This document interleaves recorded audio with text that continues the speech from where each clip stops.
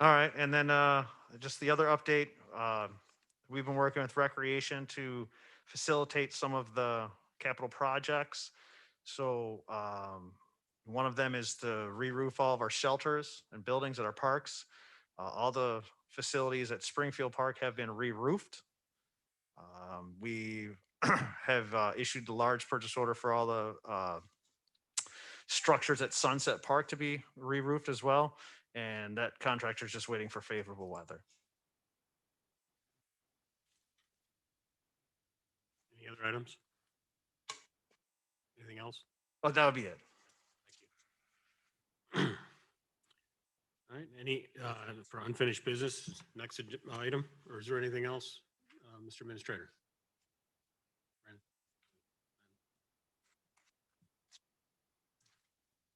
No, Mr. Chair. Thank you. All right, unfinished business, there's no unfinished business. Let's move on to new business, the sewer rehabilitation program. All right. So in the capital budget, the city council approved approximately $300,000 for rehabilitation efforts of our sewer collection system. What we do is we work with Fraser Engineering, and what you have in front of you is a revision to the or amendment to the agreement that we enacted with them in 2015 for them to provide basically scope of work and engineering services for our sewer rehab. This amendment that you see here is just to encompass the $300,000 that we have budgeted for the 2021 fiscal year. The recommendation from staff is to advance this amendment to be signed by City Council. Now, there's no financial impact whatsoever, correct? No, these are funds that are already budgeted, and Fraser works under a contract with us. And so the amendment is to amend the contract so that these funds can be included as part of that. For clarification.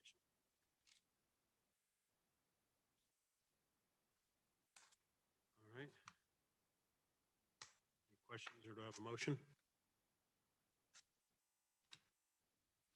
Mr. Chair, I'll make the motion to forward to full council the amendment to the sewer rehabilitation program between the city of Mauldin and Fraser Engineering. Mr. Chairman, I'll second that motion. Second, discussion? Mr. Chairman, just for clarification, rates, scope of work, all of that's very similar. It's the exact same. This is just basically, okay, It's just to include this budget amount for this fiscal year. Perfect. From my understanding, this is really just a clarification in the contract, correct? That is correct. Any other discussion? no, Mr. Chairman.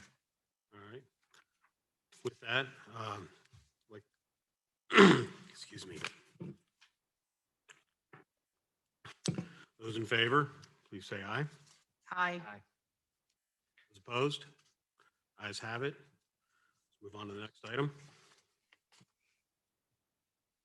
All right, so what you have in front of you is a request to authorize the removal of several roads and the addition of several other ones into our road paving inventory. As you know, we've authorized $2.7 million worth of road paving activities for this fiscal year. You know, IMS evaluated, we ranked everything, we put them in years 1 through 5. When we went to start paving and we started having the pre-construction meetings, we identified that there were several errors. 3 of the roads were on the paving list because IMS evaluated them prior to the 2020 fiscal paving activities occurring. And so they got bumped into that first group, but the roads have been completely repaved as part of last year's paving activities. So those 3 roads need to be removed from the list. There were also a number of roads that were paved, 6 roads that were paved in 2015. And then another road, Pigeon Point, that was paved in 2014 that is in near excellent condition. There's no financial cost evaluated with this. The recommendation is from staff is to take more needy roads in the city's roadway inventory and pave them rather than going back and repaving a road that was paved just a handful of years ago. And so staff recommends that the council, the committee and the council approve the removal of these to a grand total of, what is it, 10. 10 roads, yeah, 10 roadways, and that we'll just continue going down the roadway list that IMS presented. So it would just be the next roads in line based on their evaluation. We use their list then to pick these 10. Yeah, yes, yes. Yes.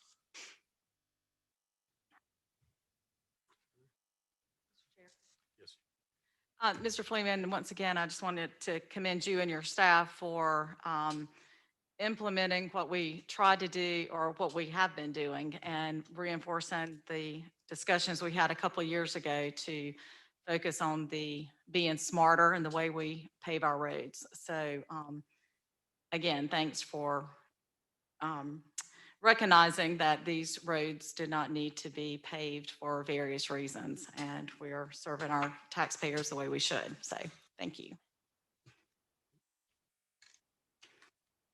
Mr. Chairman. Yes. Mr. Administrator, is this an action that has to come out of committee and go to council?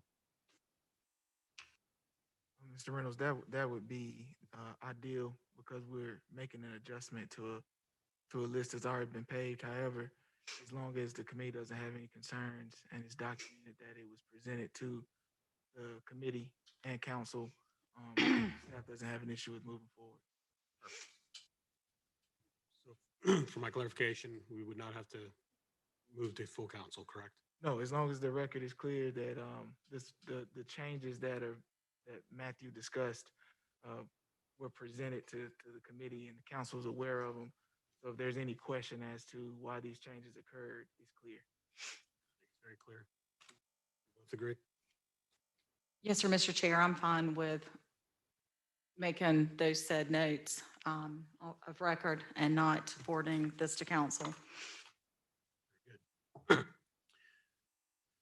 All right, next I have a motion to enter into executive session for consideration on a contractual matter related to Project FD as allowed by state statute, section 30-4-70A2, pages 16 to 35. Do I have such a motion? So moved, Mr. Chairman. Do I have a second? Second.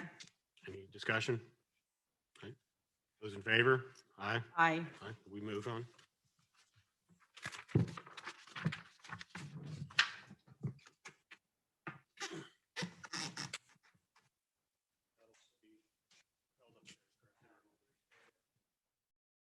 Mike?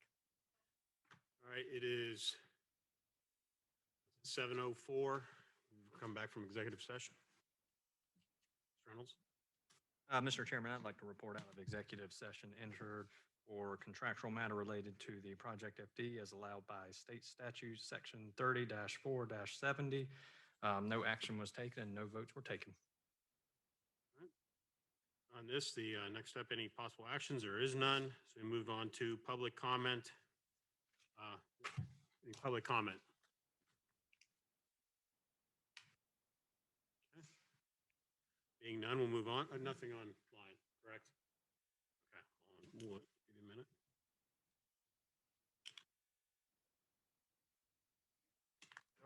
Nobody has indicated that they would like to speak online. All right, then we'll move on to committee concerns. Please. As usual, it's not a concern, just a comment. But Mr. Freeman, again, thank you and your staff for coming out to the ground breaking the other day. That was nice to see some of your employees out there and some of y'all's equipment. And hopefully it's a little morale booster to get the employees involved, not only in your department, but other departments as well. I think almost every department was involved in that. So that was good to see. So please pass the word along to them. Thank you, Mr. Chairman.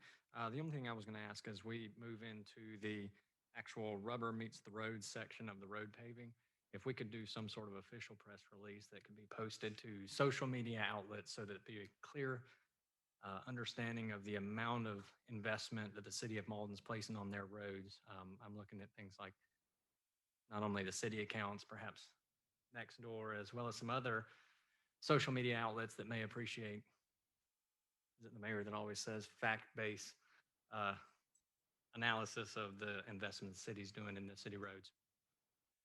And that's all I have, Mr. Chairman. All right, that's it. Do you have a motion to adjourn? Second? Second. Those in favor? Aye. All right, we're adjourned. Thank you. Next meeting is Building and Codes Committee meeting.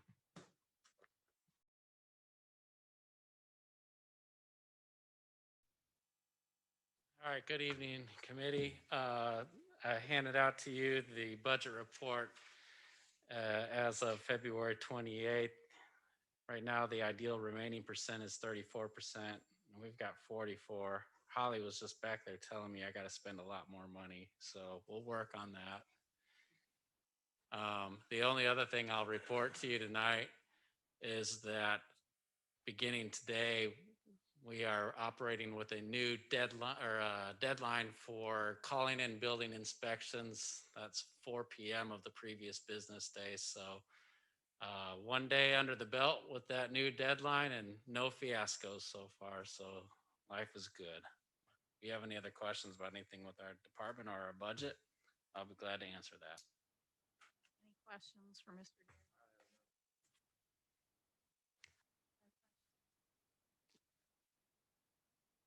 All right, moving on to unfinished business, there is none. New business, we have an ordinance to provide for the annexation of property owned by Tommy Steele K, located at 409 East Butler Road. All right, thank you, Madam Chair. We received a petition requesting annexation and rezoning of a tract at 409 East Butler Road. It's about 3.3 acres. It's an interesting piece of land because part of it's already in the city and part is not. In fact, it kind of looks like the city limit line goes through part of the house or the garage that's sitting on that property. So the property owner has requested that we annex the remaining part of the property that's not in the city limits. And as a part of that, they also requested that we rezone the entire property. So this item actually proceeded a little differently than normal annexations in the past, since it involves a rezoning of the whole property. We have taken this before the Planning Commission. They have reviewed this and recommend approval of rezoning the whole property. And I should mention that they're rezoning it for C2, which is commercial. Right now it's R12, which is a single family residential district. The property owner doesn't have any immediate plans for developing the property, but would like to market it for commercial development potentially. And that's why it's before you today. The resident will continue to be able to live there as a grandfathered residence. His property taxes won't change as a result of the rezoning. And it's staff's recommendation to move forward with recommendation of approval on this annexation. Thank you. Okay, and also across the street from that is all C2. Correct. Okay. All right.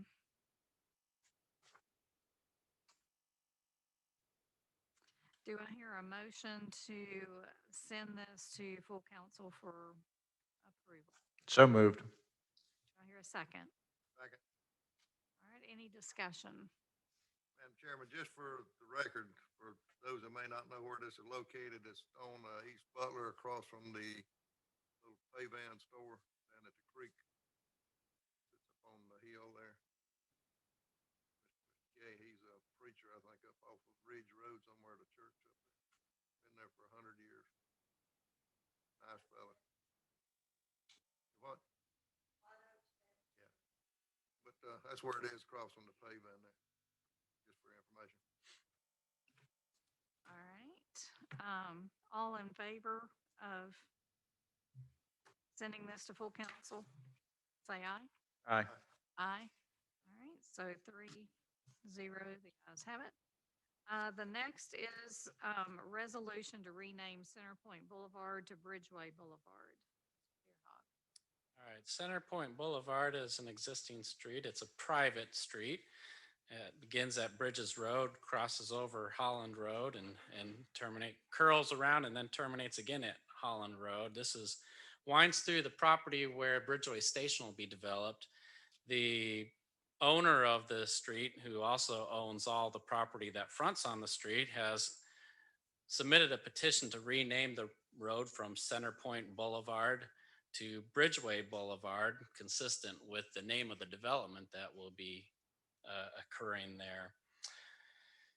The state law requires the planning commission to review a petition to rename a road, and so they have. And the planning commission has voted to approve the petition to rename this street. However, there's also a law on the books for the city of Mauldin in its code of ordinances that states that the city council shall also authorize approval of renaming streets by resolution. Therefore, tonight you're being presented with a resolution to rename Center Point Boulevard to Bridgeway Boulevard. In addition to having the recommendation or the approval of the planning commission, this also has the recommendation of staff to approve. Thank you. Okay, do I hear a motion to send this to full council for approval, the resolution to rename Center Point Boulevard to Bridgeway Boulevard? So moved.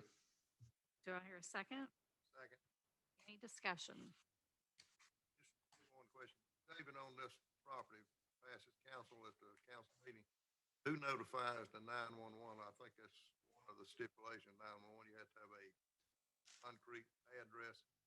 So which city notify or the owner notify? The city does. In fact, the E911 is already aware of this request because we've submitted to them for just some preliminary review and make sure that the name of the street is okay by them. And so they've reviewed this already and they have no concerns with the request. I know it'd be, police and fire would have to know, have to be on their documents. Been renamed. Okay. Thank you, Madam Chairman. You're welcome. Any more discussion? Okay. Hearing none, all in favor of sending this to full council for approval, say aye. Aye. Aye. 3 to nothing. The next is an ordinance to repeal section 36-1, council approval of street names or name changes in the Mauldin Municipal Code, Chapter 36, streets, sidewalks, and other public places. All right, thank you, Madam Chair. So in the course of reviewing with our city attorney about the procedures by which we would approve a change to a street name or approve the name of new streets, and we were reviewing both the state law as well as the city code on this, and we determined that the state law indicates the planning commission holds this authority. We noticed that there was the provision in the code of ordinances that also says that the city council holds this authority. And so he recommended that we get the flavor of the committee and the city council, see if they wanted to repeal that and just leave that process to the planning commission, or if you would like to keep that on the books, and then for any future street name changes, we'll just run that through both bodies. And that's just for your consideration tonight, whichever way you'd like to go. All right. Do I hear a motion to send this ordinance to full council for review and approval?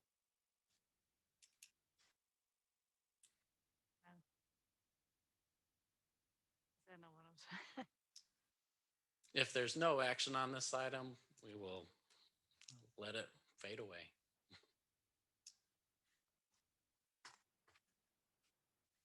All right, so any discussion? All right. So we're just gonna let this fade away. Madam Chair, if you want a motion and a second so that we can have discussion on the item, I have no problem doing that. I just don't support the item and wouldn't want to make the motion. Okay. All right, well, I think that we probably should have discussion on it.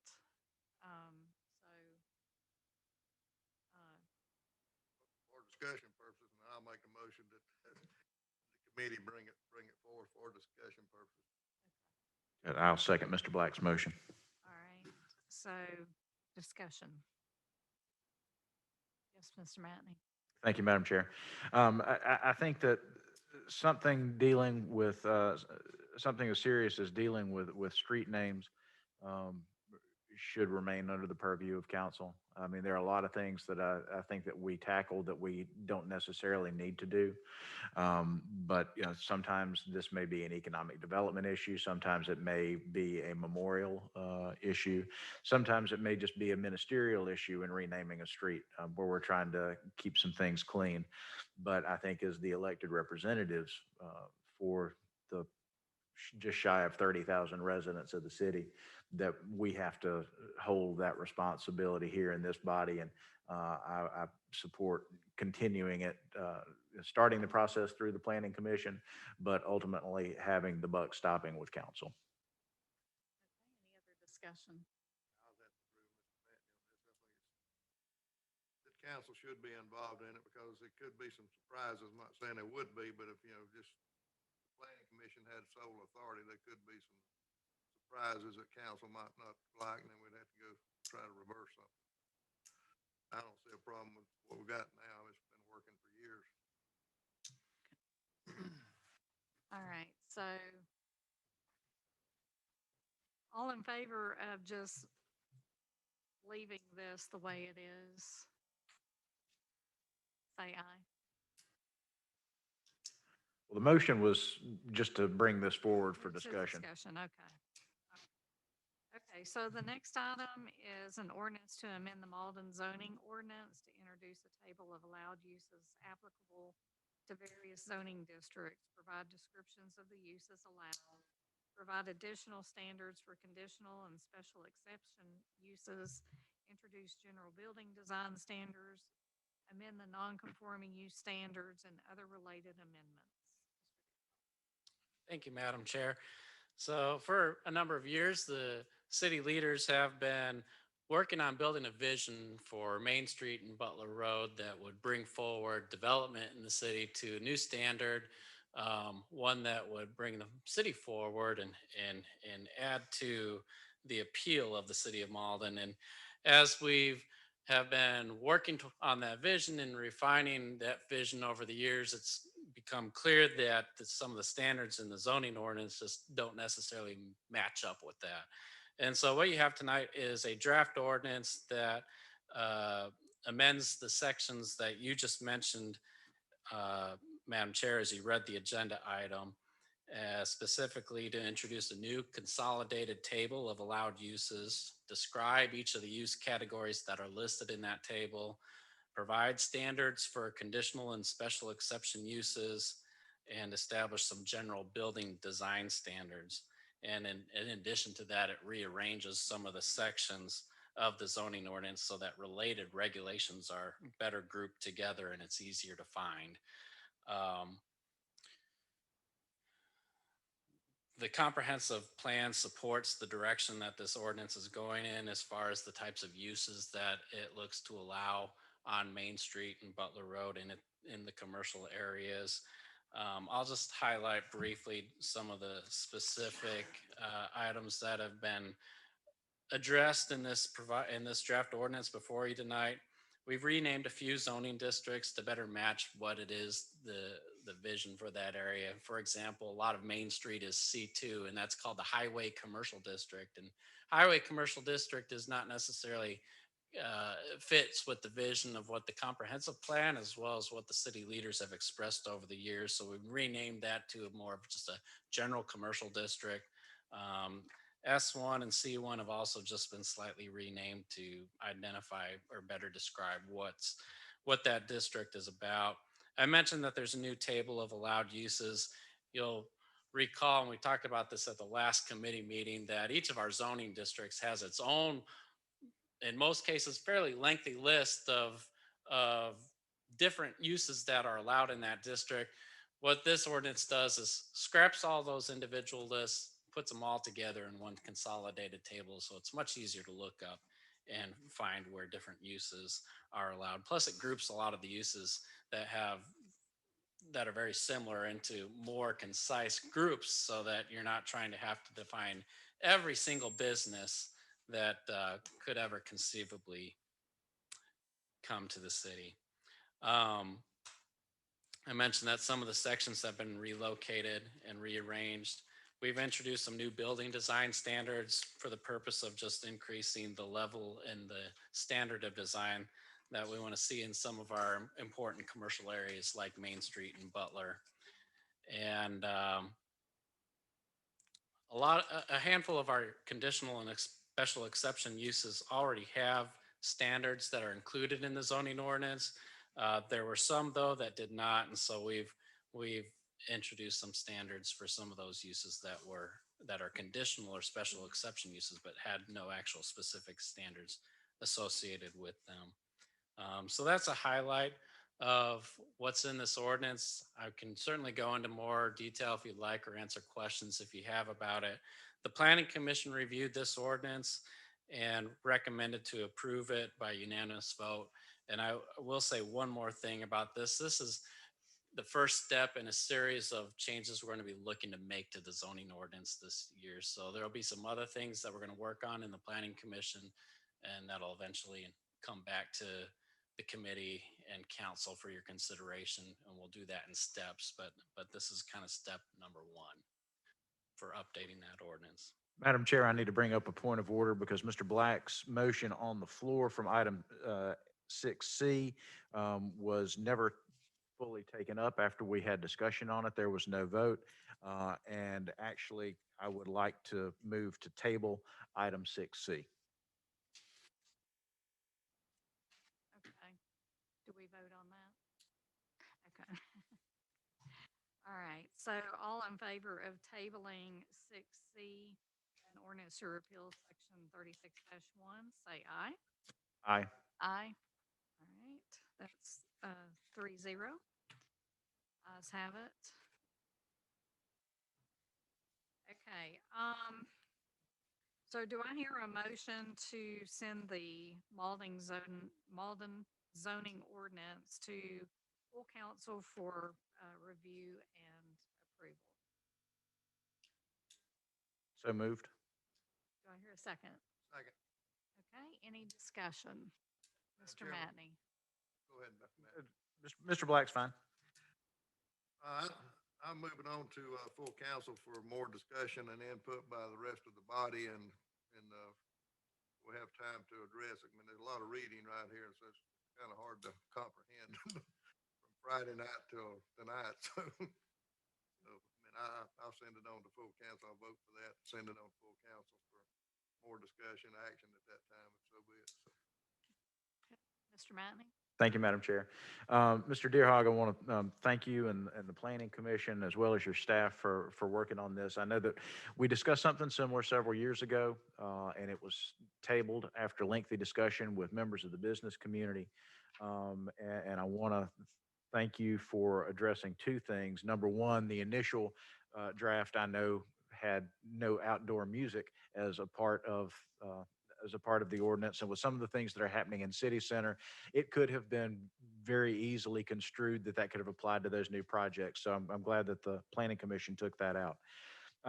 But the other piece is much more substantive, and I think that that's the piece that we didn't have when this came up a couple of years ago, and that is allowing for the continuation of non-conforming uses within these districts, because we had business owners who wanted to be able to pass their businesses on to their children or to be able to sell their businesses and not have the city impede that sale. Based on the amendment that I see proposed, and correct me if I'm wrong, but they would still be able to transfer that business. They would be able to sell that business, and it would be able to continue in the use that it currently is, even though it would be non-conforming, and it could stay that use until it moved into a conforming use. Am I correct in that? Yes, that's correct. And in fact, we've taken it one step further too. I think in the past, we talked about motor vehicle services, and um, we have made them a conditional use in the C2 district. And not only will they not necessarily become a non-conforming use, but this ordinance is very specific that they are to be treated as a legal conforming use, which means not only can they pass their business on or sell it, but they can also continue to expand their business. And I think that in some of our conversations, Mr. Broad and I have had with a few business owners, that was an important piece. Yeah, I just think that that was a major piece that will hopefully help us get that buy-in from the business community, because I know that as soon as this moves on tonight, all of our phones are going to be ringing, and we need to be able to tell them that their business is not going to be affected, nor would the transfer or sale of their business or their property be affected, as long as it stays that particular use. So I just wanted to say thank you for that. Thank you, Madam Chair. You're welcome. Thank you for your hard work. Thank 'Cause you. I know that putting all of that into the table that you have took some time and effort, and I appreciate that. Okay, any other discussion? I have none, Madam Chairman. All right, all in favor of moving this forward to full council for review and discussion and approval, say aye. Aye. Aye. The ayes have it, 3-0. All right. Any public comments?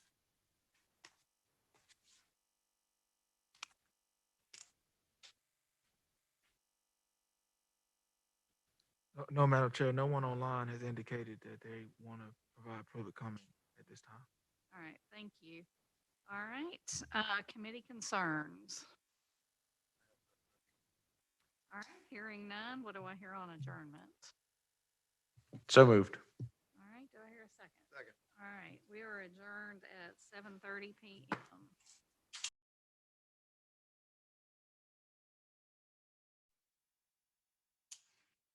Okay. I'd like to go ahead and call the March 1st Finance and Policy Committee meeting to order. Members present are myself, Michael Reynolds, Ms. Carol King, as well as Ms. Diane Kuznar. City staff present is Mr. Brandon Madden, Ms. Holly Abercrombie, and Mr. Mark Putnam from HR. First item on our agenda is going to be public comment. Do we have any public comment for items on our agenda this evening?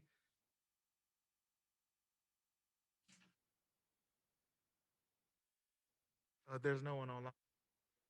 Well, we're not going to recognize them then. Thank you, Mr. Madden. Next item is reading and approval of minutes. These are for the Finance Committee meeting dated February 1st. Motion to approve as submitted. Thank you, Ms. King. I have a motion to approve the minutes as submitted. Do I have a second? Second. I have a second. Any discussion on that motion? Very good. All those in favor? Aye. Aye. Carries unanimous. Next item is going to be reports and communications from city officers. Mr. Madden, you are up first. Mr. Chair, members of the committee, currently the administration budget is in line with where we are for this year, where we should be for this year, and looking forward to finishing out the remainder of this fiscal year strong. That concludes my report. Thank you, Mr. Madden. Somehow we're already at 35% in our budgets. I don't know where the year's gone. Next item is, do we have any questions for Mr. Madden while we're on him? Perfect. Next is Ms. Holly Abercrombie for a finance budget review. Good evening, Chair and members of the committee. I don't have anything to add on. Everything, all departments overall looks to be in good shape for where we should be at this time of year. And I don't have any, specific things to point out to you. So we're in good shape right now. No specifics this time of year is good news Yes. in this line of work. So thank you, Ms. Abercrombie. Any questions for Ms. Abercrombie before we release? Very good. Okay. Next item is Mr. Mark Putnam as our HR director. You didn't have anything specifically, but if you'd like to update us on your goings on, we'd appreciate it. Just want to give you a quick update that, excuse me, beginning tomorrow, we will begin a online employee engagement survey. And we're doing this to try to point out ways we can improve our leadership as the management group through there. We're going to take those, analyze it, see if we find some weaknesses, if we find strengths. We're going to build on those strengths. And then if we do find some weaknesses, we're going to go and get training, make sure that we can upgrade what we've got there. So we're going to be doing that. The survey will go out tomorrow. It'll be for 10 days. And then we will, take a look at it for about a week, and then Brandon and I will sit down and discuss what we think we see with the results and where we go from there. So, thank you. Thank you, Mr. Putnam. Thank you. Mr. Putnam, back to the podium. We have a specific question for you. Yes. Yes, Thank you, Ms. Mr. King. Chair. You know I'm not going to let you off that easy. So how will you gauge or encourage everyone to participate? I know some folks may not have access to emails and that sort of thing. Yeah, if they're not, if they do not have access to email, well, most of them do, except for a couple of our departments. We will actually, if I have to, I'll go to that department and actually over the next couple of days, just sit there and let them sign on, and I'll disappear. So we want to make it anonymous. We want them to feel anonymous. I'm also going to have some handwritten ones, not handwritten ones, but some ones that have been digitally created. And then that way we can hand those out if we need to, and they can just return them to me, slide them under the door, put them in my box, however, and we will not, we can calculate those and bring that in the results also. Perfect. Thank you. And I'm anxious to see hopefully we'll have a high percentage of participation. That's what we're hoping for. I think when it's unanimous, when it's anonymous, that folks, and because we've done these surveys in the past, hopefully they Yes. feel more comfortable with submitting. Yes, yes. Yes, those honestly. Okay, thank you. Okay, all right. Thank you, Anything Mr. Chair. else? Thank you, Ms. King. Thank you, Mr. Putnam. Okay, next item is unfinished business. We have none in this committee. The following item is going to be new business. First up is the social media policy update. That is on pages 5 through 9. Just a couple of, well, there's one specific update to that. I'll let Mr. Madden take this if you have any talking points you'd like to put out there, Mr. Madden. Mr. Chair, members of the committee, what's before you is an amendment to an existing workplace computer and internet use policy. We have a number of social media platforms here at the city, Facebook, Instagram, LinkedIn, whatnot. And so on those platforms, there are times when the city may have a post and there is some engagement from users of that social media platform on that post. And while that's encouraged, there are times where some posts may kind of cross a line. And so we just wanted to make sure that our policy is consistent with the way we manage our social media platforms, so that if there are posts that cross the line that may have some things that are inappropriate, we can pull those posts, and we have a policy that backs up the decision to pull those posts. Mr. Madden, we're in the unfortunate situation. This is the kind of stuff we have to talk about, and I appreciate you having the city ready to keep our platforms clean and useful. I think to my colleagues, I would like to know if I was the only one who had to look up the definition of scatological and scurrilous. That's Mr. Madden. That has to be you, right? I think that was Mark Putnam. Can't take credit. I'm impressed. We don't want to play words with friends with Mr. Putnam. Straight out of Hillcrest, right, Mark?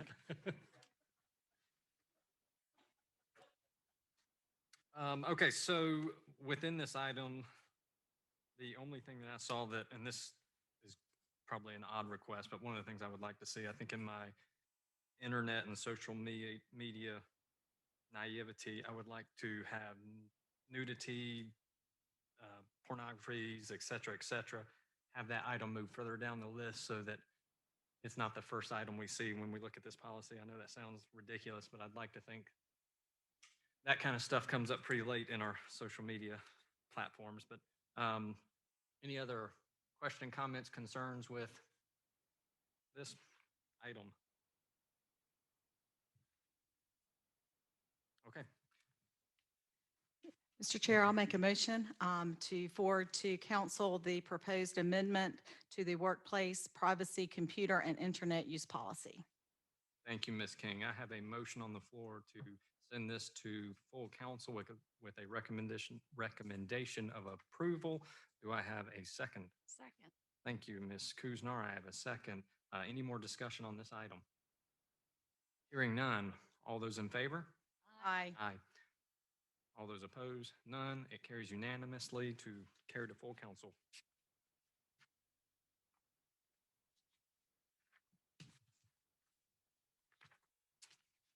Great. Okay.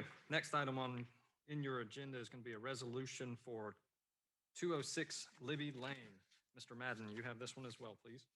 Yeah, Mr. Chair, members of the committee, the request before you is for approval of a resolution to execute the sales agreement for 206 Lane. In 2015, the city received a significant rainfall, and there was a flooding event that impacted multiple structures in the city, mostly on Libby Lane. There were a number of houses that the city ended up buying through a FEMA grant. This is the last property on that list of homes on Libby Lane. And so council has already approved the city's participation in that grant. This is just approval to execute the sales agreement for the city to buy the property. It will be demolished by FEMA, and that they will manage that process. We will have a request into FEMA should council approve the resolution and the city purchases the property to allow for some fire training on that building prior to it being demolished. Excellent. Thank you, Mr. Madden. There is no fiscal impact with this, and staff is obviously recommending to approve this. Do I have any questions, comments, or concerns, or motions to consider? I have a question. Yes, Mr. Chair. Yes, Ms. Kuznar. Is this the property where the city may put a park or use it as like parkland? Yes, ma'am, that's correct. Thank you. Thank you, Ms. Kuznar. Mr. Chair, I'd like to make a motion to forward the resolution to approve the purchase of property located at 206 Libby Lane and authorize the mayor to execute the attached contract to council for consideration. Thank you, Ms. King. I have a motion. Do I have a second? Second. Thank you. I have a second as well. Any more discussion on this item? Very good. All those in favor? Aye. Aye. Carries unanimously. Thank you, Ms. King. Thank you, Ms. Kuznar. All right. Very last item on here, the one that gives me the most ire. Mr. Madden, corporate and unincorporated organization resolution. Yes, Mr. Chair, member of the committee, the city currently has a banking relationship with Truist, formerly known as BB&T. That relationship has been established for a number of years. Fairly recently, the finance director has been in contact with Truist regarding certain accounts and just managing the city's finances. A request was presented earlier last year to provide personal identifiable information for the authorized contact for the city. We requested information from Truist at the time on why that is needed, because that hasn't been provided before. Truist provided the federal guidelines that supported their request. That information was provided, but fairly recently, another account was added for our certificate of deposit that the city uses. They requested information again, but this time it was in the form of a resolution. And in order to approve the resolution, it's presented to council to authorize staff to enter into that resolution. Included in your agenda packet is email correspondence with Truist requesting clarification as to why the personal information is needed, such as social security numbers, and their response. That email response was provided to the city's bond counsel, who concurred with the federal regulations, essentially said that's what's needed to be provided if we're banking with Truist. And so it's being presented to the committee tonight for approval. Thank you, Mr. Madden. This I struggle with because I think I'm gonna say this as politely as I can. I think it's no business of Truist our city employees' personal information if they are clearly one of our employees. This is something I'm sitting here, the libertarian in me is struggling with that right to privacy that our employees have. And there should be some sort of veil between their personal life and their personal information and their work. I think my first blush with this is looking honestly at other options for other accounts. I understand it's a federal regulation. I went through and read the emails, but this is something that, as a protection of our employees, I take issue with this. Any comments from my colleagues here? Ms. King? Thank you, Mr. Chair. I understand your concerns, but in reading this, I know we don't necessarily like to give that personal information, especially when we're an employee of a municipal government body. But I find that you're probably going to see that other banking institutions are going to require the same information. To me, it's no different than um, back in the day when I was a state employee and would have cash money from taxpayers that I took to the bank that we dealt with. Anything, it kept going back and forth. At one time it was $10,000 and then it went to 3,000. It wasn't my money, but they had my name, my social security number, my driver's license number, my home address. So again, I understand what you're saying, but with the federal regulation, if another bank down the road doesn't have it, then it's something that'll be forthcoming soon. Questions, comments? Okay. Mr. Madden, have you guys looked into any other banking options or any other options for certificates of deposits, accounts? Okay. No, we have not gone down that road just yet. Holly, did you? Is that correct? This has been probably, this is just the first resolution that we've had to bring before council for y'all to approve This has been. for our laddered CD accounts. But this has been going on for probably 2 years now, where we've had to do this on all of our accounts for various things. Provided the personal information. It was either Jennifer Harris, myself, or Brandon, depending on what particular account it was dealing with. I think one of the things I'd like to see for us to do is if we move a resolution like this forward, have one point person, most likely, I guess it should probably be the administrator. Not throw you under the bus there, Mr. Madden, but I guess as I look at the way this works, the protection again of our employees' privacy is something that I would take very seriously. And it may seem like a ridiculous thing to fuss and complain about, but it's important to me. Any other questions for Ms. Abercrombie? No? Okay.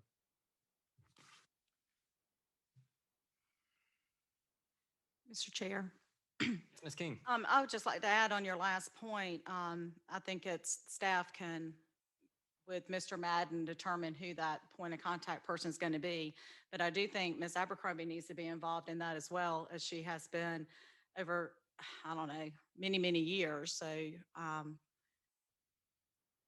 know with my experience working with being on this committee that this isn't something that's new, and Holly's always been involved with all of our investment funds. So I think she needs to be accessible to that as well in case Mr. Madden was not available. Or, I mean, I think it's always good to have two people on those accounts. So again, I think that's something that I have faith that staff can work out between themselves, but something for them to think about as well, perhaps.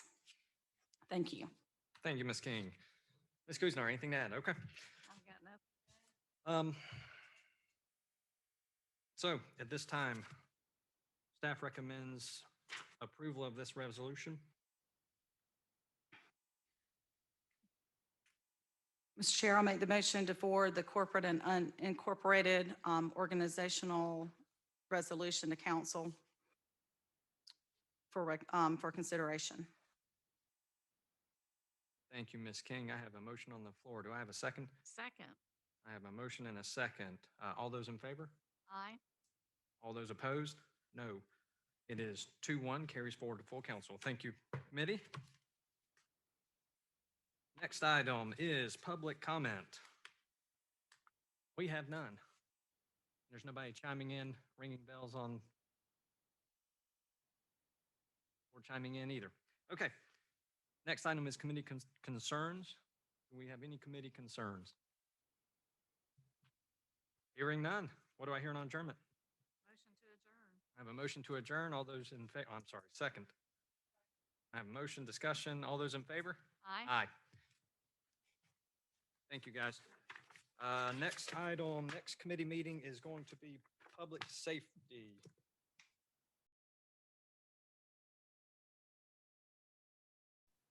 I'd like to call to order the fourth committee meeting of March the 1st to order. It is 7:51 PM.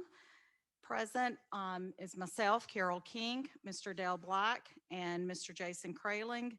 Staff present, our city administrator, Mr. Brandon Madden, police chief, Brian Turner, our fire chief, Chief McCone, and joining us remotely is Judge Martin.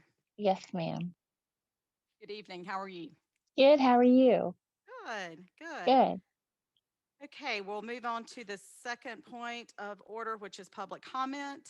Do we have any public comment at this time? All right, seeing none. We have the reading and approval of the minutes from our committee meeting on February the 1st. Move to be accepted as distributed. Motion to approve. Do I have a second? Second.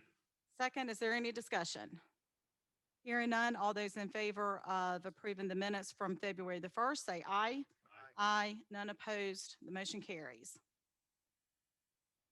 Reports from our city officers. Judge Martin, would you like to give us your report for the evening, please? Yes, ma'am. In reference to the judicial budget, we are trending at about 14% under budget. And I don't have anything else to report on that, but I'd be glad to take any questions from any of the members, please. And you continue to not be able to have court, is that correct? No, ma'am. We received notice late Friday that we can okay, good. resume court beginning March 15th, which means our March the 17th court session will take place. We have updated our website. And then jury trials can resume sometime in April, although we don't have those scheduled until later on in the summer. But yes, ma'am. Great. So almost a year to date when all of this started. Yes. Maybe we can Yeah. get back to a little normalcy. Yes, you, we Judge still have to Martin. keep our numbers under control, just so you know, so it will not be a full court date. Probably still will have about 25 people per session, running 2 sessions per Wednesday. Sure, understood. Yes, ma'am. Does anyone have any questions for Judge Martin at this time? All right, none at this time. Thank you, Judge. Thank you. Chief McCone? Good evening, Madam Chair, committee members. I'd just like to go over our budgets. We are trending right now at 7% under budget. And just to give y'all an update also that we have purchased for our fire marshal's division, a new pickup that has been purchased and has been delivered to get striping and emergency lightings put on it and all that. I'll have the report. Does y'all have something for me? Any questions for Chief? Yes, sir, Mr. Black. Chief, I called you one day last week. I think I had one of my neighbors came by. You have time to get Mr. Madden on that? Is Mr. Madden gonna cover that or what? Chief, it was, as we discussed, Chief McCone can explain it about mean, the fire pits. We can wait till we get down to committee concerns. No, I think now is perfect. Yeah, what it states in, in our policy or our code is this section shall not prohibit cooking fire built in fireplaces, grills, or barbecue pits, which shall be kept under competent and continuous supervision. So as long as they're using it for warmth or cooking or like that, they can use those fire pits, or as long as it's in the grill in a containment. So a fire pits would. If they're cooking or keeping for warmth, that is correct. Yeah, 'cause like I had one of my neighbors to come by and he had a complaint from one of his neighbors, and I told him that I would bring it up at our committee meeting tonight. And I think he came by last Wednesday and talked with me about it. So I told him I would That's when I think I called. Yeah, like I said, they cannot burn, brush and stuff like that, but as long as it's in a fire pit and they're using it for warmth or cooking, then that's good. Thank you, Chief. Thank you, Madam Chairman. That's what I want to know, because there was some clarity. I mean, I didn't pull the ordinance up, but I talked to the chief and he told me the same thing. And I think the fire marshal had told the resident the same things. I don't know what the complaint of the other neighbor was. Yeah. Okay. Thank you, Mr. Black. I would like to also add, I mentioned in one of the previous committee meetings, but if you could please thank your shift that came out to the groundbreaking ceremony. That's We our were shift all, captain right there. we were all masked up, so it's sometimes hard to recognize folks. So thank you for being there. Your presence was appreciated. The ladder truck being out was, who can miss that? So I think we impressed the folks that were there to do the groundbreaking for Aldi. So I pronounced that right, Mr. McMadden. So thank you. I appreciate it if you could pass that word along. I'll do it. Thank you. Yes, sir. Any other questions? Thank you, Chief. Thank you. All right. Chief Turner.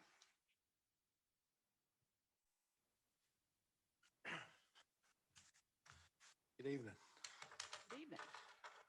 As far as budget goes with the police department, we're tracking fairly well, about where we should be this time of year. I think we're at 4% to the good as far as the budget goes. I hope fire chief has a little better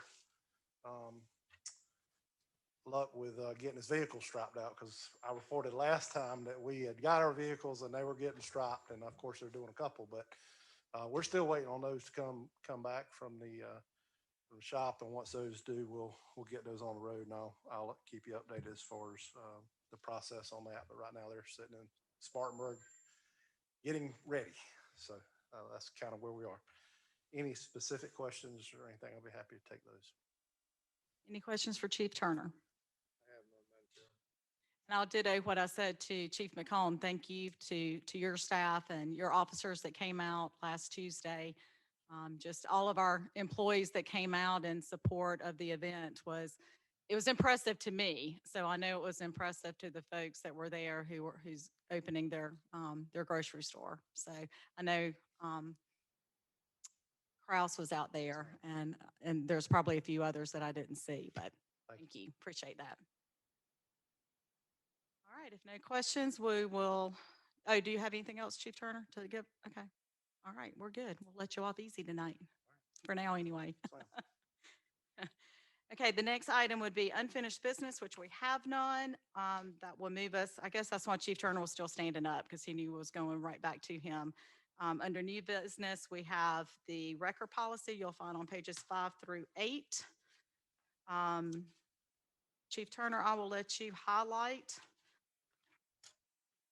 this request, and then if we have any questions, we can ask them after he gives us the highlights there. Thank you. Yes, ma'am. So this record, the rotational fees have been discussed at least I know of 3 times in about the last 15 years, and this being the third.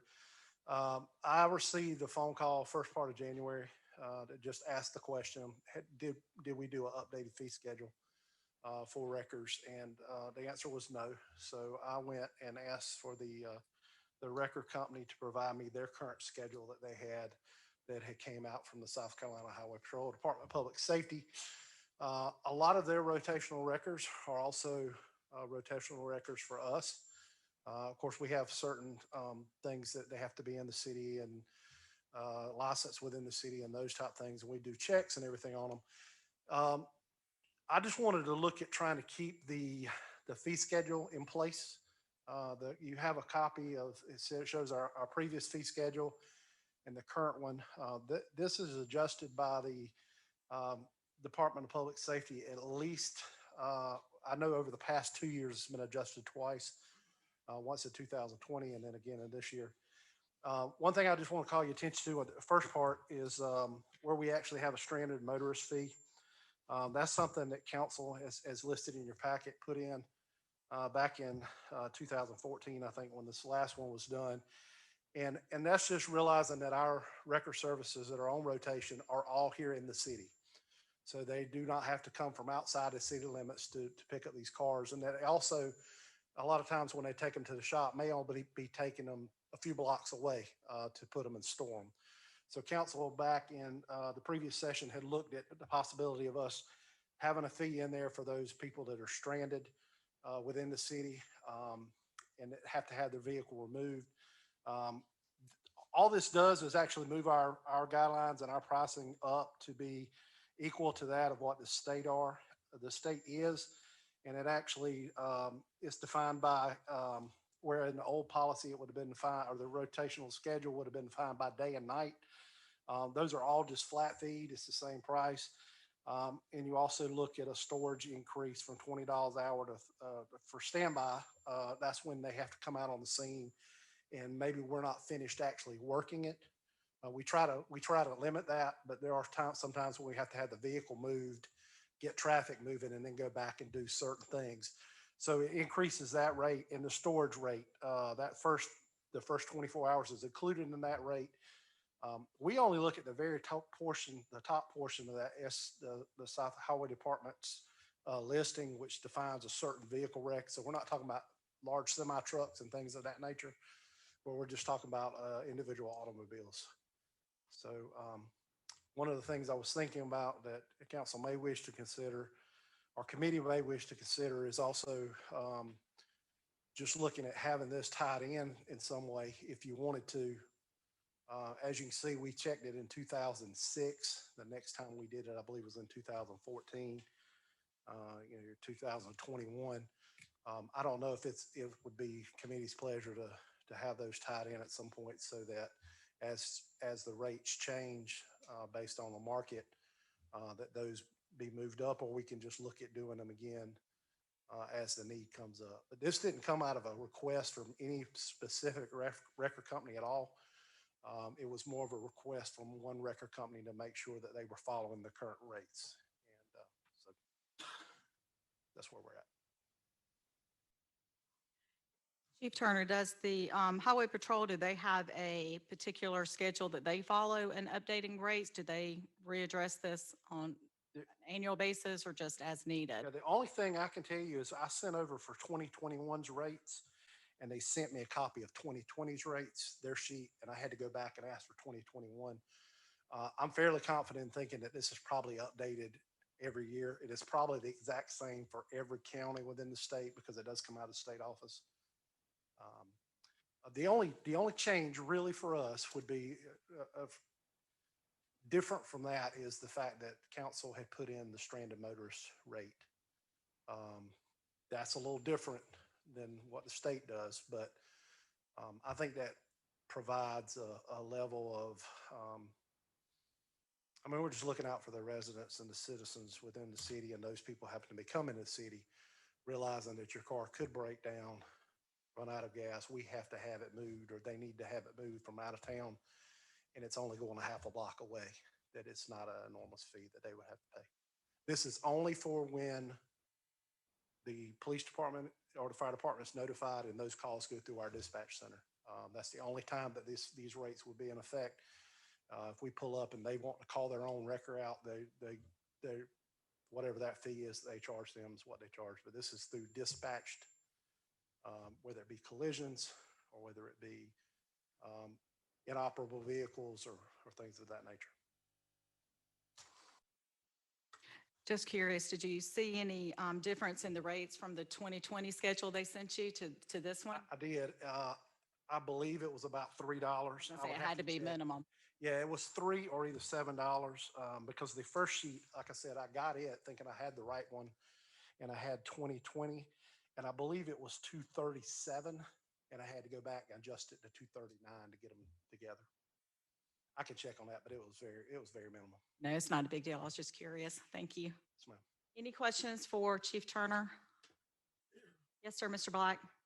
Chief, this is, like you say, this is our dispatch calls, one of these records that's on call within the city. If I choose to call my own, then this does not affect. No, sir.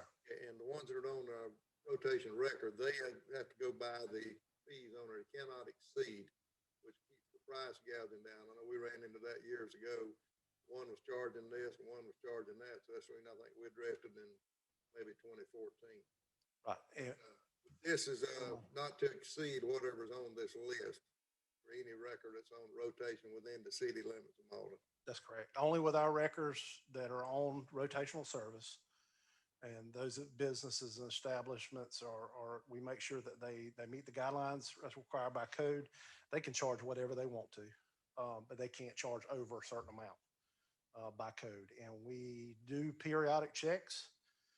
We do have complaints that come in from time to time from people, and when we have checked them, they have been following what the rates were that was set by council, regardless of what year they were when they were last adopted. This is a protection device for the motorists. Yes, whatever. yes, sir. I would think so. This is a statewide fee that I think it's maybe not be every municipality, but yes, more or less every municipality goes by these same fee structures. It would be the one that the highway patrol has, it would be every municipality or everybody that's on their rotational list. So in any areas which they tow, which they're state agencies, it would be any wrecker services that operate when they dispatch them out for automobile wreck or collision, things like that. So you say you have not had any feedback from any of the wrecker on rotation in the city. I know last time we had several meetings with all the wrecker companies and they hashed everything out and we can't. Right. So that was 2006. And the complaint was at that time that the fee schedule was outdated. Everybody else had moved up a certain percentage or they were doing things a little bit different. And the wrecker services that were in the city were locked into a lower rate and they felt like they were not able to compete. And then they would pick up a car for the highway patrol or for the county and they would be able to, there was a payment difference. So no, I didn't reach out to any of them. I didn't really, to be honest, I didn't think I could need to. Yeah, I didn't think I needed to because the way it was set up, it just looked like we needed to look at possibly updating it. They are still required under this. It's not written. I don't think we did. I didn't see it. About to clean up. I mean, it's not spit shine in the roads or anything like that, but whenever there's a wreck involved, then Between their department and between the fire guys who take care of a lot of that, depending on what the debris is, big pieces and stuff they're going to get up, spilt chemicals and stuff. I think we help, they help. And then, sometimes you don't see it till in the morning when the sun hits it and then PD will go out there and pick it up or PW will get it as well. we had some of them that kind of had brain fade when it comes to cleanup. Yes, sir. I think we're good. I think we are. Thank you, Chief. Thank you, Madam Chairman. Mr. Madden, to Chief Turner's point, do you think it would be a good idea for a committee to consider putting something in place to where staff would address these fees on an annual basis or every 3 years? I mean, obviously, if we haven't looked at them, in 7 years, I think it is. I don't think we necessarily need to do it annually, but what are your thoughts on that? No, I agree. I agree with Ms. King, members of the committee. I agree with the chair. I mean, with Chief Turner. I think it's appropriate to review this typically every 3 years at least, just so that we make sure that our fees aren't so far out of line with what others charge and what's acceptable for the times now. I don't know if the committee has any questions or. What the chief is saying, if I'm understanding correctly, this is more or less a statewide fee that, so if we're gonna go along with the state, and they raise theirs, every 2 years, every 3 years, I think we all just maybe go along with them and just to report back from the administrator and the chief as, hey, this is why we did this. Would you like that to be part of the motion, Mr. Madden? Okay. Yeah, if it's helpful, we could just include it in the budget process every year. When council approves that budget, they approve the fee schedule. If there are any changes, we will put them in the fee schedule and council can approve it and see it during the budget. I think I'd keep everybody consistent in my opinion. If you went to another town, then what the rates is more or less going to be. It might not be exact same, but not to exceed. Yep. All right. Thank you, Chief Turner, for recommending that, because that 3 years, I think, is a good time period there. Okay. What's the pleasure of council? Excuse me, committee. I moved that we forward this on to full council at the next council meeting with a recommendation to adopt with the, additional verbiage. Mr. Madden can add it where he wants to, that, that the staff reviews this every 3 years. Is that what? Yes, sir. Every 3 years to make sure we're consistent with the state guidelines on the record fees for our records that are on call and within the city. Now, if you call one individually, they can charge you as much or as least they want to, but this is just for the ones that's on the record call for the rotation of the city. Thank you, Mr. Black. We have a motion to forward the record list fee schedule to council. Do I have a second? Second. Any further discussion? Hearing none, all those in favor of the motion say aye. Aye. Aye. None opposed, motion carries. All right, that brings us back to public comment. Public? All right, seeing none, we will move to committee concerns. Any concerns? Yes, sir, Mr. Crayling? Really isn't a concern, but I was approached by a citizen this weekend who wanted to comment how professional one of your officers was, Officer Smith, who came out to their house. They had it was an incident with like a stolen bike, one of their kids. Just wanted to say how professional he was, and I just wanted to pass that along. And he represented Mauldin very well. Thank you. Thank you, Mr. Crayling. Any other committee concerns or comments? All right, seeing none, what do we have on adjournment? We adjourn. Motion to adjourn. Do I have a second? Second. Any discussion? Hearing none. All those in favor of adjournment, say aye. Aye.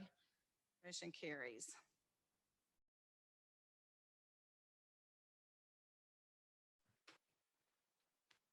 Everybody ready?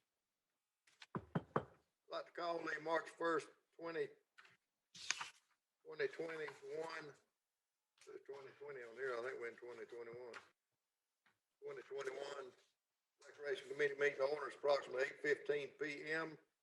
Members present, committee members, Mr. Taft Manning, Mr. Michael Reynolds, myself, Dale Black, City Administrator, Mr. Brandon Madden, and the Recreation Director, Mr. Bart Kimmelander. Appreciate everyone being here. First item is public comments. We'll come back at the end of this Recreation Committee meeting for another opportunity for public comment if anyone needs the time to discuss anything. Hearing none, we'll move right along. The next item is a reading and approval of the minutes. The Recreation Committee meeting of January the 4th. What I hear on the January the 4th, it said January the 4th.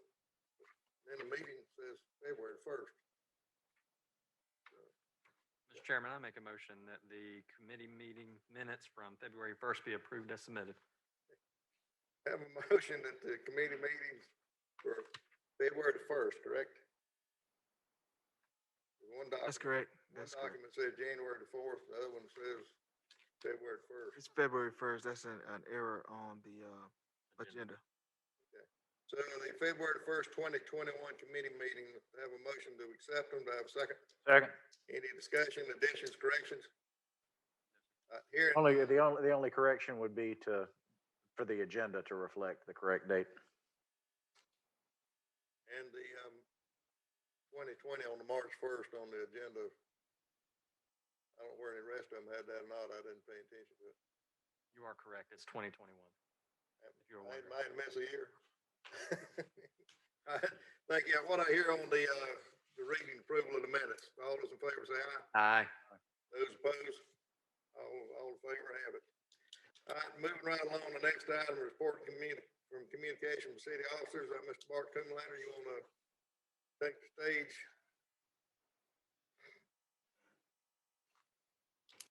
I'm gonna cough a little bit. First I want to tell, I'd like to say thank you for the council members that called and texted me. I just got through with the COVID. I want to thank Brandon. He called me every day and checked on me. That meant a lot. Mr. Black, and you checked on me as well. I just want to tell you thank you. That meant a lot for you folks to text or call. Glad you with us. Yeah, it kicked my tail. I've been through. I've got hit in the head with a golf club when I was younger, and it was almost along lines with that. So, as the mayor, If you keep throwing softballs like that, we're gonna have to swing at one. I know. well, as the mayor said, he said that the younger generation is probably not as tough. So I'll give him that. He So said something about Hillcrest. he did say something about Hillcrest. I feel sorry for him with that. So, but our budget's in good shape. We're doing good with that. I just want to brag on our basketball. First, I want to brag on our sports guys, Willie, Andre, and Greg. Those guys there every night. We had our girls state, girls region. We hosted that this past week, and all of our teams played in the surrounding area. So our 12U, 10U, 8U, 12U girls, 10U girls are all going to state, and they'll be throughout the state playing. And I'll have that in my weekly report where they'll be playing at. So they basketball program is. I told this to the guys today. I think our basketball program is back in the day. Mr. Black is when our baseball was big, but our basketball program has gotten to that, and that's just bragging on our guys, just getting those folks in there playing, and this is a place to play. And I want to get our baseball program back where it was in the day. I don't know if we'll ever get those numbers back, but we're really doing a good job of getting those numbers up as well. The other thing that I'll talk about a little bit is about the sports center. Some things that we've done different is trying to get the members back. Is we have called folks that hadn't been in the facility for 6 months to a year. Instead of emailing those folks, we call them and say, "Hey, look, we miss you. Would you like to rejoin?" I think we've got 5 to 10 so far back off just doing that. And so, so that person at front desk is not just sitting there greeting folks and members coming in. They're also calling folks while they're having some dead time and keeping them busy as well. So another thing we're just trying to do is just that membership drive, getting it pushed back where it used to be. And so that was another tool that we've done to try to help, get our membership back up and getting some new members in or old members in. So that's all I got. I did talk to Brandon briefly a little bit today about some of our senior programs. We're gonna keep our ear to the ground about pickleball. I think that's been a kind of the seniors really wanting to do that, and we're probably gonna just check the weather. Maybe the 1st of April, we'll start doing that, and maybe let them play on the outside court. I think we got a little money in the budget just to mark that off for those guys out there. Just kind of keeping them outside. I think it'd be warm enough, not too hot, and then eventually bring them back inside. So if you get phone calls or whatever, we're just taking baby steps with the senior program. We want to get back, get those seniors to get their shots. My mom just had hers. She got her 2nd round. So getting those shots is very important for us for those seniors. And that's what we're trying to do. I just want y'all to be aware that we are mindful of those seniors wanting to get back, but we need to take the staff and just feel like we need to take some baby steps. So me and Brandon talk about that each week about how to approach that and getting that senior program back cranked up is when it needs to be. So that's all I have. And Mr. Cumberland, you mentioned the success of the Mauldin Recreation Basketball Program, and we used to have the same success with baseball, and hope one day we get that back. Are we having any of our members coming out of our program going on to the high school? Because the high school at this time is doing real well also. yes, I think there's about, Taft can help me a little bit. I think we've got at least 4 kids that played through our program that played at the high school. And so it's, it's a contribute of us, building that program. And I think it's just the small things. I think it's the simplest thing is getting them an NBA jersey, just kind of like we do with baseball. Everybody wants to be the Braves or the Astros or whatever. And I think those small things, you know, helps the program move to get ahead. And the other thing is too, I think, is just having good coaches. And my son's team won the league, and the other one didn't win a ball game. So but that's just a product of the program, how it's growing. And with that said, the more people you have, the more problems you're going to have. And it's just parents and being vocal and whatever. I want to thank the police department as well. They were very successful helping us. A big help, just parents get excited. And so sometimes you just have to kind of dial them down a little bit. And they're mean well, but they just kind of, you know, get overexcited, and that's just part of it. So if that answers your question. Yeah. Thank you. And I'd like to pass along to your staff on the recreation and the sports center staff what a great job they're doing in the light of the pandemic and all this. And people are just kind of scared to come out and participation in the way you've handled everything. And I think you've had some of your staff members that were also sick, so I think they're on the mend. We are. I wish all Yes, sir. them well also. Just appreciate everything that y'all do. Thank you, Mr. Black. Thank you. Anybody got any questions, comments? Mr. Matney? Thank you, Mr. Chairman. And actually, I was going to bring this up, and you already alluded to it. But the high school came within 6 points of going to the upper state finals, coming up just shy against Riverside on Friday night. And the majority of that basketball team has a history in Mauldin Rec, whether they played through their entire eligibility at Mauldin Rec or whether they started Mauldin Rec, went to Mauldin Middle, and then went to the high school. The majority of those young people had touches here before they started out there. So this really is becoming a feeder program to the high school, and we're trying to do that. I think with some other sports as well. So congratulations to that Mauldin High School team, and can't wait to see what they do next year. And Bart, just thank you to your staff. We actually rode through, not this past Saturday, but the Saturday before, when the tournament games were going on. And as staff at the sports center and the recreation department as a whole has had to navigate COVID protocols to see the line to get in and the line to get out, and how everything was smooth and seamless, and parking lots weren't cluttered, and people were behaving, people were being respectful of each other and each other's space. I think that was a real testament to what the Mauldin program is doing right now. So thanks to you, and thank you to everybody that's working with you. Thank you. And I would add, the high school team did come over during our championship game for the regular season and hand out medals. My 8-year-old thought it was the NBA players, and I told him, no, son, it's just they're the high school team. So those guys look big. I said, but that made his day. And those little things, again, is what help sells our program. And we can always get better on some things. We're not perfect by no means, but those little things help out. And thanks for the high school and the coach coming over as well. So. I'm just glad to see us working with the high school and the high school working with the city, because we're all one, and it wasn't always that way. It was kind of, we got ours, you got yours, we want to use yours, you can't use ours. But I think all that has changed over the years, and I think that's the way it should be. We're utilizing both facilities and staff and manpower and everything. I think it's paying off on. Well, if they don't behave, I sent Andre over there. So. Andre the guy. Mr. Reynolds. Thank you, Mr. Chairman. I could not say any better than what Taft said, and I 100% agree. I think the only complaint I heard all season was there was a real concern that the city isn't buying Andre big enough shirts. And if you could put that in your notes, there's no budget shortfall. He can buy extra large and be just fine, okay? But no, we played basketball with the city this year, had a blast, and we're not necessarily successful on the court, but it was a lot of fun, good program, and a lot of fun to see the other teams win so much. Other than that, that's all I had.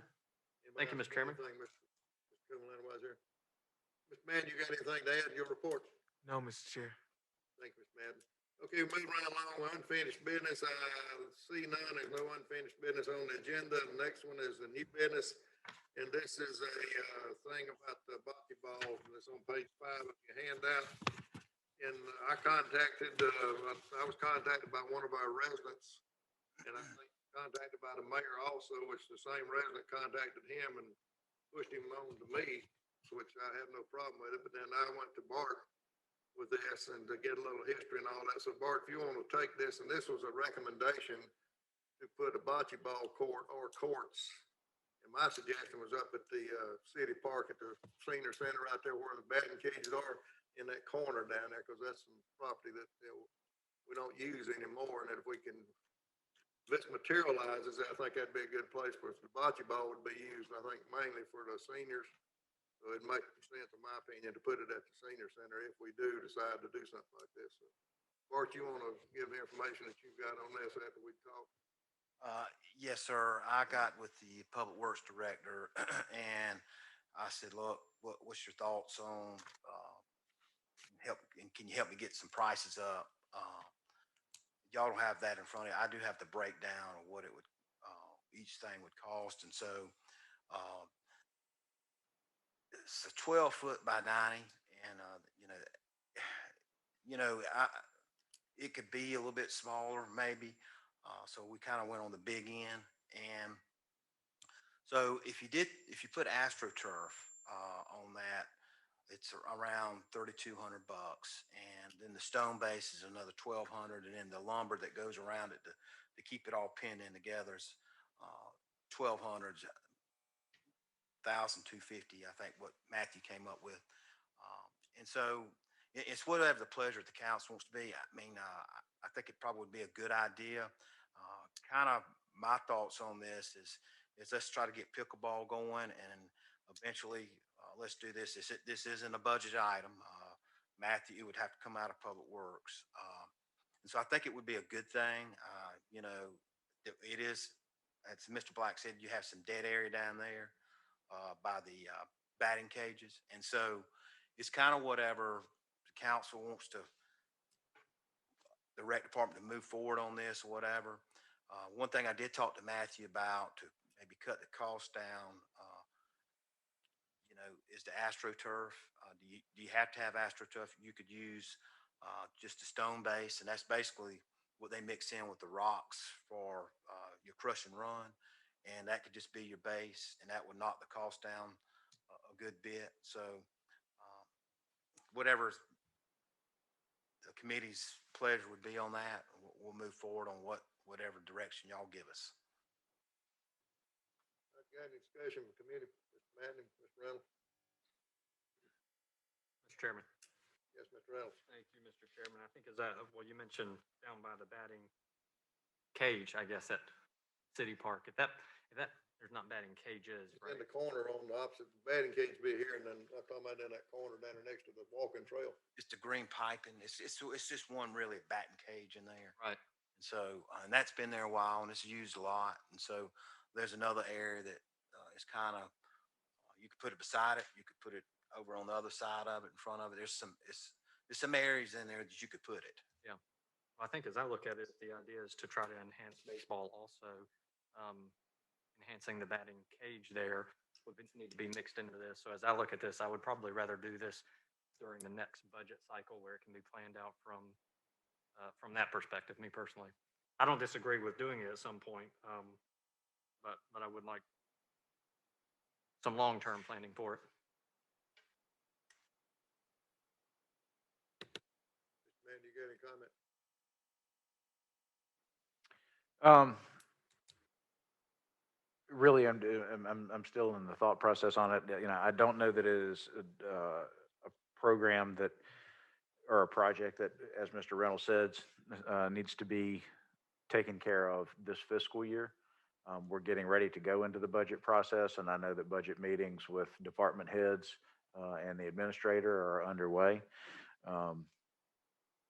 There may be some room within those budgets and those budget discussions for something like this to happen in the coming fiscal year,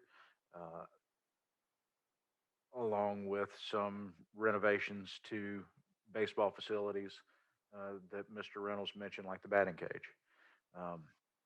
So I don't have a problem with this, but I would like to see it presented in the upcoming fiscal year instead of the current. I think this is for mainly information purposes, to get the information to committee and rest of the council. Then I was approached by one of our senior members that use the senior center, and they all, or not all of them, a lot of them's like the pickleball. It's getting real popular with the seniors, the bocce ball, and I don't know where Mr. Magic check into it, see if this would fall under any of the CDBG funding that would help, fund this, or, when we get some hospitality accommodation money. But like I say, it's nothing that has to be done right now, but, I just told the citizen that we are working on it. We're checking on it. We'll get back with them, but, we're looking at the possibility of doing it for them. And I just thought it'd make more sense to have it up at the senior center, because they'd be the ones probably utilizing it more than anybody else. And then, because they got the pickleball and everything else that they utilize up there. But no, it's not something that has to be moved to council for action now. It's just more or less gathering information, prices and all this, and getting it out to everybody. That's what I talked to Bart about. So it's not something we got to take action on now, no. I do like the idea of making sure we're trying, I mean, because the sports industry changes, and this is just another way to try to enhance what our facilities provide to our citizens. Anybody got anything else? Now, thank you. Like I say, I don't think it's a motion that's warranted on this. It's just for information purposes mainly. Then let staff and let Barton and Mr. Madden and the rest of them and Matthew get the information together as to what we can put where if we do it, and then find the funding for it. But like I say, it'll probably be in the next fiscal year. Along, we got some other project, I think, in recreation is going to be in the upcoming budget also. Thank you, Mr. Chair. Thank you, Mr. Cumlander.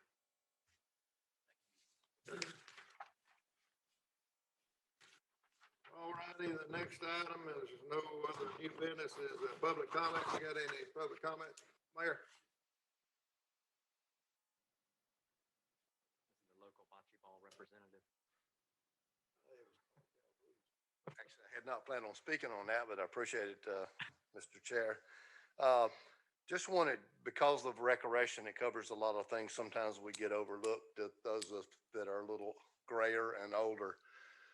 But there's a fantastic exercise program that goes on to Ray Hopkins Senior Center also. And there's a senior center director up there who also keeps in touch with the seniors, keeps the programs moving, is one of our big cheerleaders, if you will. But she also is a disinfectant expert. So as the classes end, she's out there spraying and wiping chairs down and moving things around. She continues to remind us of the social distancing and the mask as we can. Most seniors choose to exercise with their mask off, except for a couple of them, and they're all socially distanced. One of the problems she runs into, of course, is getting all the seniors to abide by the rules. Is calling ahead, trying to reserve a spot type thing. There's 29 chairs into the exercise classes. This morning we had 34 people, and she obviously had to make a decision. And that decision isn't always received well by seniors who are very opinionated, i.e. me. Not that I spoke up this morning, but other seniors there that didn't get to make it. And the problem we run into is the fact that our governor releases new guidelines. So I would ask our staff, represents the recreation and all, that as the governor releases new guidelines, for us to immediately review those and give our senior program as much respect as possible, that if they can safely expand, that we need to react fairly quickly to that, because they do get up and listen to the news, and they have a lot of questions when they show up, and it puts our senior director on the spot a lot of times. That she is our proponent, and she has been proactive with Mr. Madden as far as trying to work through that. But just realize when the news comes out, then the seniors show up and ask for consideration, with the fact that, you could put me against the wall and I'm still 6 foot apart now. So some guidelines and some flexibility may be a very helpful thing at the senior center to accommodate those who are coming back out with mass social distance, and some even with their 2 shots and things like that. And some who've developed the antibodies through occurring through the COVID kind of thing. So anyway, just appreciate your consideration of that. Recreation does a great job at their sports center and exercise programs there as well. But just give a shout out to our senior director, that she does a fantastic job in getting down there and cleaning the chairs as soon as the class says amen before the next class comes in. So thank you for your consideration there. Thank you, Mr. Chair. Thank you, Mayor. Any other public comments at this time? All right, hearing none, what I hear on committee concerns? I had a couple just questions I'll direct to you, Mr. Madden, and one of them this is another thing that I talked to Mr. Cumlander about, and over at the sports center during the basketball program, because we were taking people in one door and out the other, we had to have Public Works put the light tower out there. I mentioned it to Mr. Cumlander, and he was gonna mention to you, this will be another project probably for the budget process. Instead of having the light tower out there, we'll just get the people out the sidewalk to see about, putting some permanent lighting there. I think there's already lights out there, but maybe upgrading those lights where we're not necessary to have the light tower from Public Works out there that you gotta refuel and maintain, where they can have the properly lit sidewalk to come in there. But, if we ever have to do that again, hopefully after this year is over, we won't be in this situation again, never have to, but you don't ever know if emergency was to arise or not. So it'd be nice to have some good quality lighting on that sidewalk so people can get back to the parking lot out that back door of the gym. That's just one thing that I thought of. And do you know the status, and this maybe should have gone into Public Works, about the lighting of the new playground equipment over at the city center? I know we got some prices on it, and the electrical company, you know the status on it. It's not gonna be long before Beach and Friday starts coming back again. So Yeah, Public Works is working through that, so it hasn't been installed yet. I saw the prices and all, and I think you had a company designated with the price that they'd given. But make sure this is ongoing, because summertime will be here before you know it. And if we're able to turn the people loose, I think we need to have that lit for the children over at that new playground. Yeah, and I'll go back and double check if I recall correctly from the Public Works Committee. I believe that item was held in committee on approving that, but we'll bring it back at the next Public Works Committee. And really, it could be something that could be brought up during our budget work sessions, which are coming up next Thursday. And the paving of the parking lot and the curbing at the senior center is ongoing. I think the weather has detained them somewhat. It's ongoing. They've had some delays in talking with Bart. We're next on their list. We just can't get 5 straight days of sunshine lately. We get 2 and then it rains. We get 1 and then it rains for 4. So that we're working through the Patagakis is working through that, but they're on site and doing when they can. And they're also trying to work up the price to repave the walking trail at the city park, correct? Yes, we do have a price for that. That's being added. The city has grant funding through PARD that will apply to that. It probably will not cover the resurfacing of the entire walking surface, but more than half of it. And new lighting for where we put the new fence up next to the open air market across in front of right there. There's gonna be new lighting put in there, I think. Yes. The electric's gonna, I think, handle that according to Mr. Cumlander. Yeah. Ultimately, there'll be a new light there. It'll really help out aesthetically to have a new light there. I think that's all I had at this time. Anybody else have any committee concerns or questions or comments? All right, hearing none, what I hear on adjournment?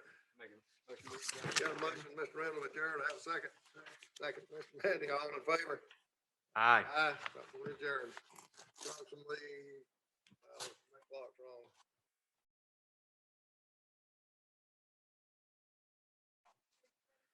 Calling EPD committee together at 8:42 on March 1st, 2021. Everybody's here. Is there public comment? Hearing none. What do I hear on reading and approval of minutes? I make a motion to approve the minutes from February 1st as submitted. We have a motion. Is there a second? Second. Discussion? Hearing none, all in favor say aye. Aye. Opposed? The ayes have it. Reports, communications from city officer, Mr. Broad. Council members, thank you for the opportunity to be here with you this evening. You may have a copy of our budget, but if you don't, we are currently 15% under budget in our regular community development department budget and 8% under budget in our H&A funding.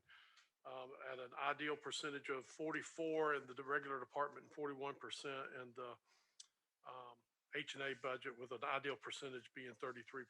So we're well in hand. Staff continues to work hard, taking advantage of programming opportunities that enhance overall community engagement. The center announced its newest and upcoming theater season this past week. Our Art Haven continues to have good student engagement, and there's a very good art school located in our center. I hope you will take an opportunity to go over there and explore what we have there. It's just a great facility for us. The center is poised to begin its next phase of expansion with the renovation of lobby and plaza addition. The city allotted $261,000 in CIP funding for the project. As well, staff requested another round of funding through SCPRT, who participated in the auditorium renovation budget. This week, the city received $183,725 in an award letter to be funded toward the lobby expansion through South Carolina Parks, Recreation, and Tourism.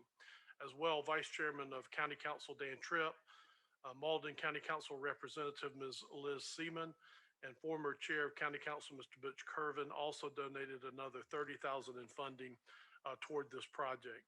Our cabin renovation is moving forward, soon to be Pop's Cabin Creamery. We're really excited about that. Interior and structural construction is underway.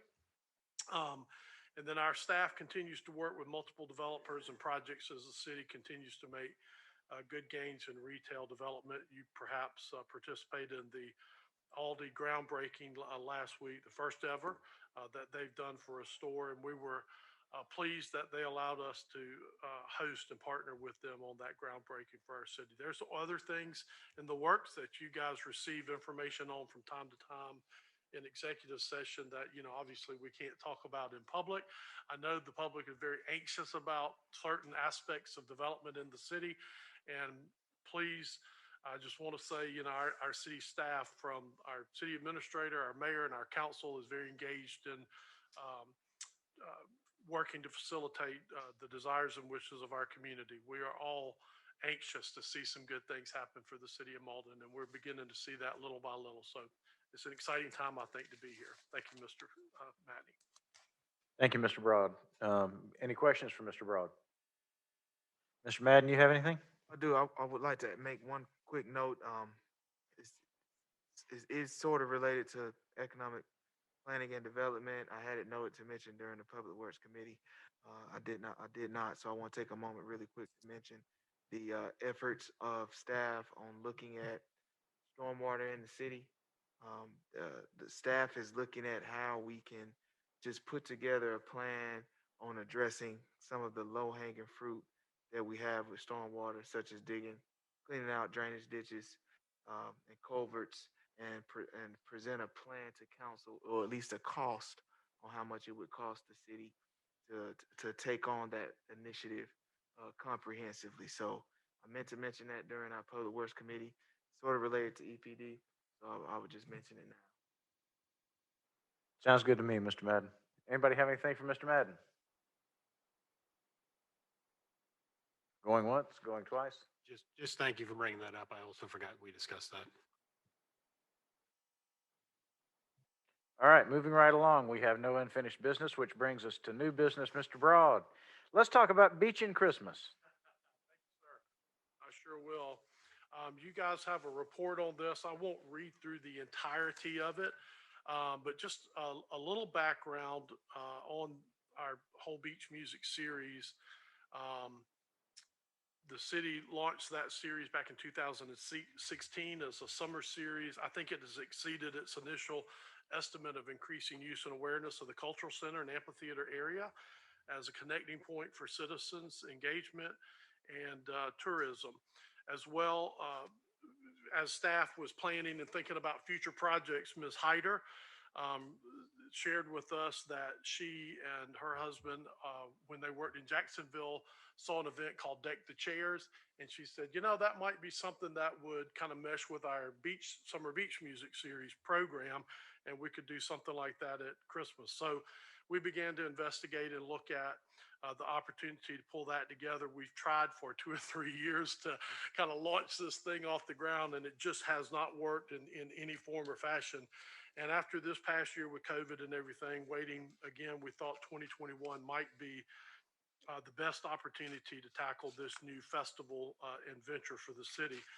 Just to give you a little example of what Jacksonville's done, they feature over 30 to 40 Christmas decorated and lighted lifeguard sized beach chairs. They're about 9 feet tall. They're situated along the Grand Strand in Jacksonville. And then they utilize local businesses to sponsor a chair and decorate with unique features and themes. Their event currently, and I'm sure this is after years, has over 60,000 visitors throughout the holiday season. So, kind of using their model and idea, center staff thinks that we can implement an event very similar to that in our season, kind of as an extension of our summer music series called Beach and Fridays would be potentially Beach and Christmas or something else. It would include help from the Mauldin Chamber of Commerce, who's already indicated a willingness to help us find sponsors for chairs.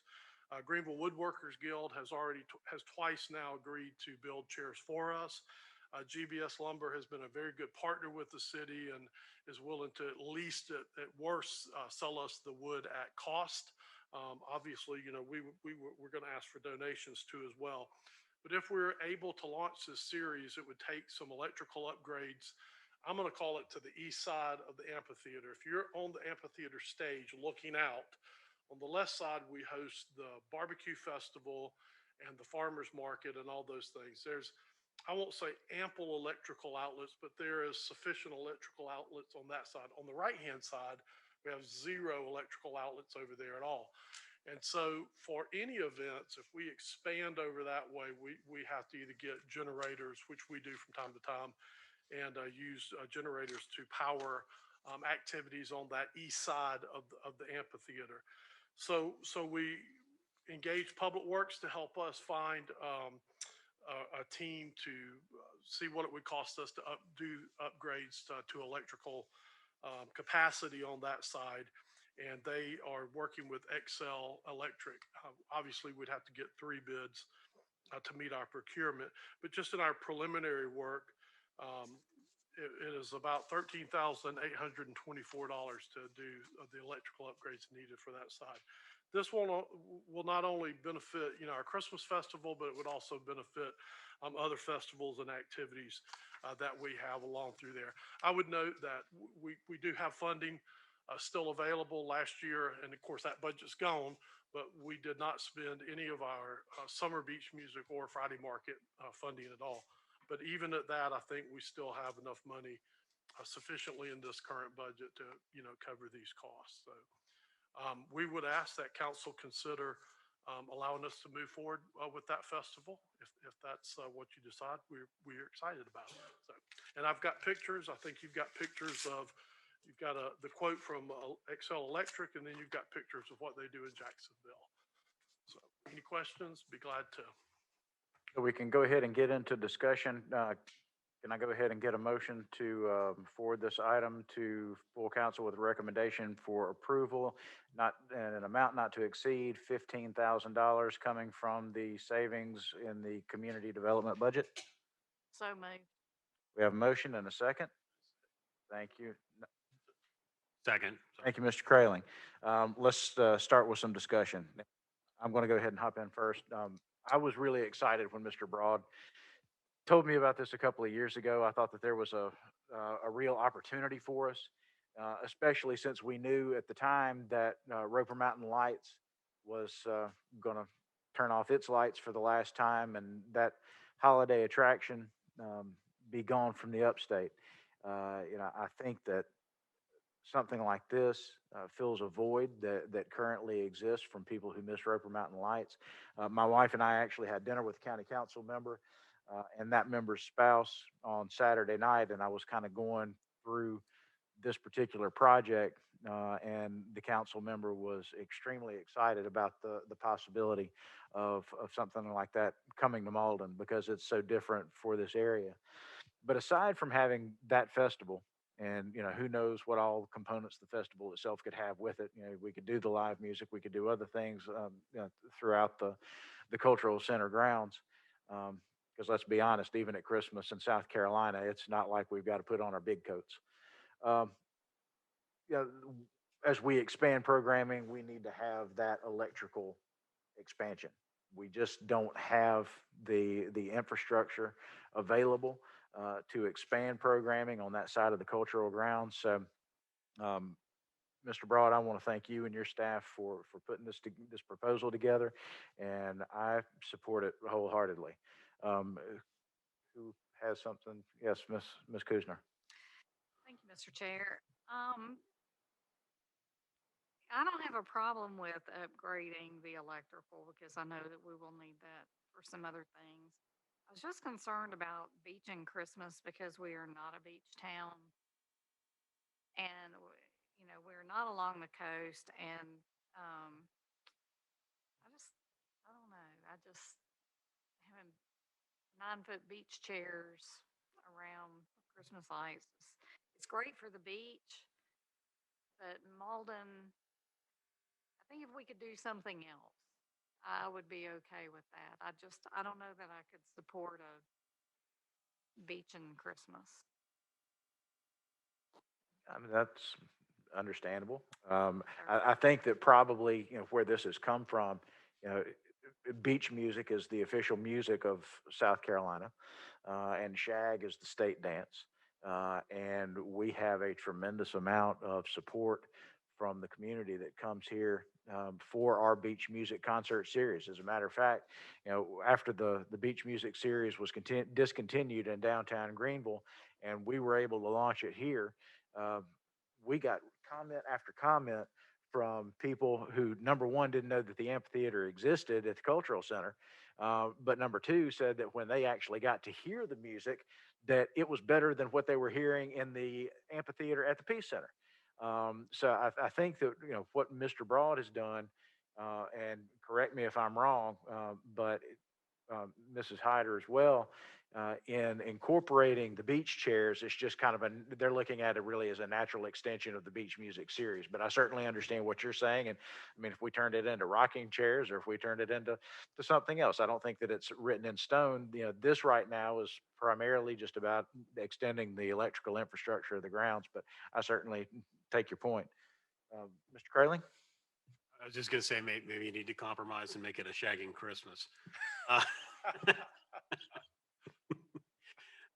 on that note, I agree. If we're just discussing here about moving funds to upgrade, which we need to upgrade anyways, that and I guess the details of the Christmas festival or shagging Christmas, we can be dealt with later. You're going to get us in trouble.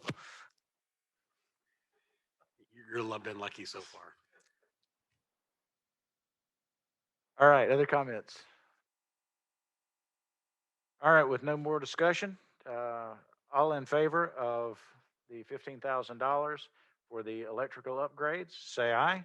Aye. Aye. Opposed? The ayes have it, and we will forward that to full council with the recommendation for approval. That's it for new business. Do we have public comment? Hearing none. Committee concerns? Hearing none. What do I hear on adjournment? So moved. Second. All in favor? Aye. Aye. Opposed? Ayes have it. We're done.